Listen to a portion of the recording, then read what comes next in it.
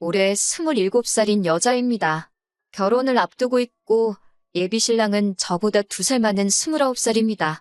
저는 대학 진학에 큰 미련이 없어서 고등학교 졸업 후 바로 취직을 할 수 있는 특수목적 고등학교에 입학을 했어요.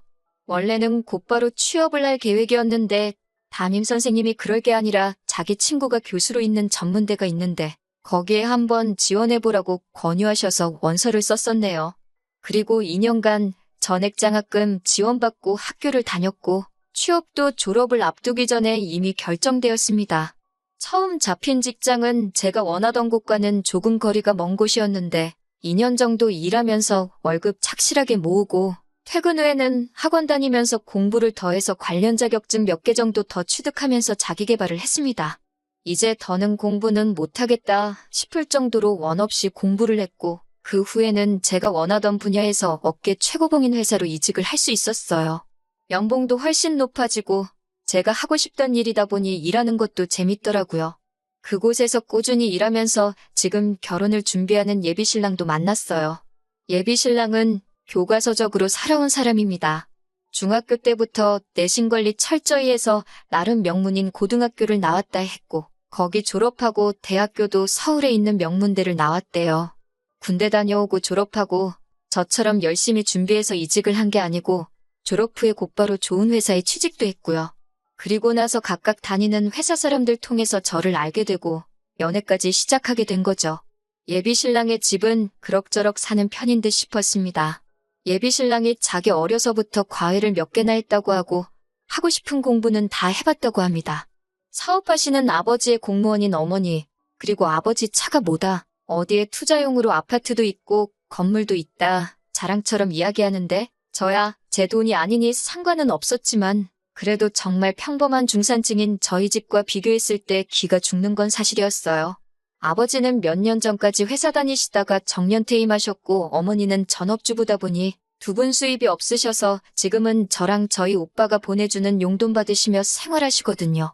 그렇다고 오빠와 제가 엄청나게 많이씩 드리는 건 아니고 워낙 노후 대비를 탄탄하게 해놓으셨기 때문에 걱정은 없으시지만 그래도 저희들 키워주신 보답으로 모자란 거 없게끔 저희가 효도를 하는 게 맞다고 생각하거든요.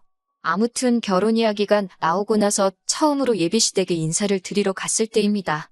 예비시어머니께서 엄청 따뜻하게 환대를 해주시며 저를 맞아주셨고 예비시아버지께서는 어디 회사 다닌다지? 하고 물어보시면서 저희 회사 전무님 이름을 대며 자기랑 잘 아는 사이라고 본인이 아직 저희 나이일 때는 사업을 한 게 아니고 저희랑 똑같은 월급쟁이였는데 그때 자기 밑에 있던 사람이라고 아주 핫발이었는데 전무까지 올라갔다고 그놈 출세했다 하시며 말문을 트셨어요. 한참 분위기 좋게 대화를 하고 있는데 저희 부모님은 뭐 하시냐는 질문을 하시더라고요.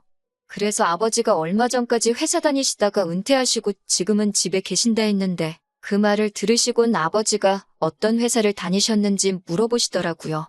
별로 유명한 회사도 아니었지만 물어보시길래 대답해드렸는데 역시나 반응이 그런 곳은 처음 들어본다 하는 반응이셨습니다. 그리고부터 본격적인 호구조사가 시작되었고 제가 나온 학교를 들으시더니 거기는 전문대 아니냐며 놀라셨고 그때부터 예비시부모님 두 분 다 표정이 조금 안 좋아지셔서는 저한테 딱히 다른 질문도 하지 않으시더라고요. 식사가 끝나고 나서 예비시어머님께서 과일을 내오셨는데 그때서야 안 좋아진 표정의 의미를 알겠더군요. 너는 전문대를 졸업했는데 어떻게 그 직장에 취직이 돼서 우리 아들을 만났느냐 물어보시더라고요. 예비시아버지는 또 저한테 아버지는 그럼 고등학교나 대학교를 어디 나오셨나 물어보셨는데 아버지가 대학은 따로 안 나오셨다 대답을 했더니 대학 못 가는 건 대물림이 되는 건가? 하고 껄껄 웃으시더라고요. 뭐가 그렇게 재밌는 농담이라는 생각을 한 건지 저는 정말 눈물이 나올 만큼 화가 났는데 말이에요. 어디 가서 저희 부모님이 창피하다고 생각한 적 한 번도 해본 적 없는데 두 분이 쌍으로 제 학력 가지고 저를 무시하면서 저희 부모님까지 싸잡아서 대학물도 못 먹어본 집안이라는 식으로 얕잡아보고 있으니까요. 그런데 그런 예비시 부모님의 태도보다도 그 옆에서 그 말을 듣고도 아무 말도 안 하는 예비신랑한테도 엄청 화가 나더라고요. 자기 부모님이 다른 사람도 아니고 자기와 결혼할 상대의 출신과 부모님까지 깎아내리기 바쁜데 아무리 부모님이라도 그렇지 그런 이야기는 그만하시라고 한마디도 못하는 모습을 보니까요. 마지막으로 저한테는 그래서 결혼하게 되면 얼마를 해올 거냐고 물어보시더라고요. 모아놓은 돈은 얼마나 되느냐, 우리 집안에 시집올 만큼은 되겠느냐 하시면서 위로 오빠가 있다고 했는데 오빠는 결혼을 했느냐, 오빠가 있으니 저희 집에서 지원은 오빠가 다 받지 않겠느냐 하시면서 말이죠. 말하려는 게 꼭 저희 아버지가 이름도 모르는 회사에서 정년을 맞았는데 결혼할 돈은 있느냐고 물어보는 것 같았습니다. 저희 부모님이 뭘 얼마나 모으셨는지는 정확히 모르지만 관심도 없어요. 저도 그렇고 오빠도 그렇고 부모님 지원 안 받고 결혼할 계획이었어요. 그리고 저 남들보다 빨리 사회생활 시작해서 남 부끄럽지 않게 공부도 열심히 했고 지금 다니는 회사에서 월급도 괜찮게 받으며 그동안 모아놓은 돈이 1억이 있거든요. 돈이 많다는 기준은 사람마다 다르겠지만 그 정도면 잘 모았다고 생각까지 하고요. 예비신랑 집에서 나오고 어디 가서 저녁이나 같이 먹자는 예비신랑 뒤로 하고 기분 나빠서 혼자 집으로 왔네요.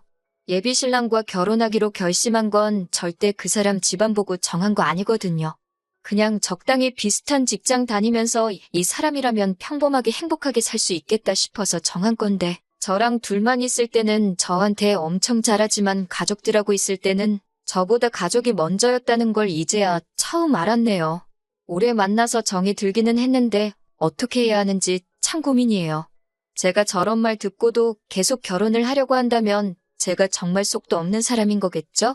헤어져야 하는 건지 아니면 결혼하고 시댁과는 거리를 두고 살자고 부탁을 해야 하는 건지 참 여러 가지 생각이 드는 밤이네요.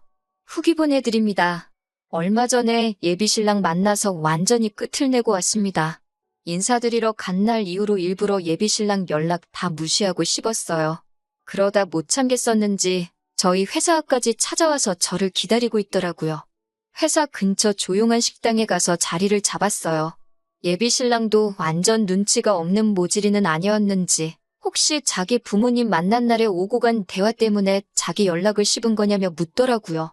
저는 딱히 그게 맞는 말이다, 틀린 말이다 해명하지 않고 조용히 있었네요. 역시 그것 때문에 그런 거냐며 그런 거면 조금 실망이라고? 어른이 하신 얘긴데 벌써부터 그런 걸로 서운해하면 안 된다고 하는 거예요. 예비시부모님 대신에 예비신랑한테서 사과를 받고 싶은 마음도 없었지만 뻔뻔한 반응을 보니 욱하더라고요. 그냥 숟가락 내려놓고 나올까 하다가 저도 하고 싶은 말 참은 게 많으니 할 말은 해야겠다 싶어서 그냥 가만히 있었어요.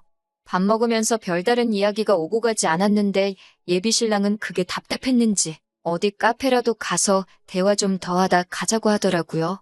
저녁 때라 그런지 사람도 많이 없었어요.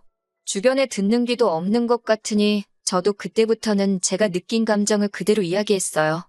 결혼하고 싶지 않다고, 오빠 집에 시집가면 나는 평생 사람 대접 못 받을 것 같다고, 오빠네 어머니는 나를 예비며느리로 인정해주는 것도 아닌 것 같고, 쥐뿔도 없는 주제에 우리 아들 넘보는 가당치도 않은 여자로 보는 것 같다고, 그런 대우 받으면서 살고 싶지 않으니 결혼은 없던 일로 하자고요.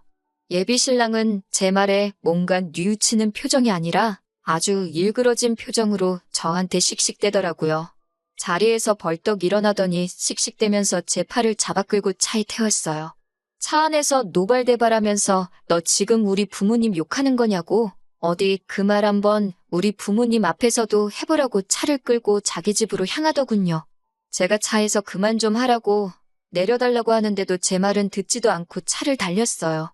제가 중간에 못 내리게 일부러 더 달리는 게 느껴지니 저도 갑자기 어디 한번 끝을 보자는 오기가 생겨 더는 말하지 않고 집까지 따라갔습니다.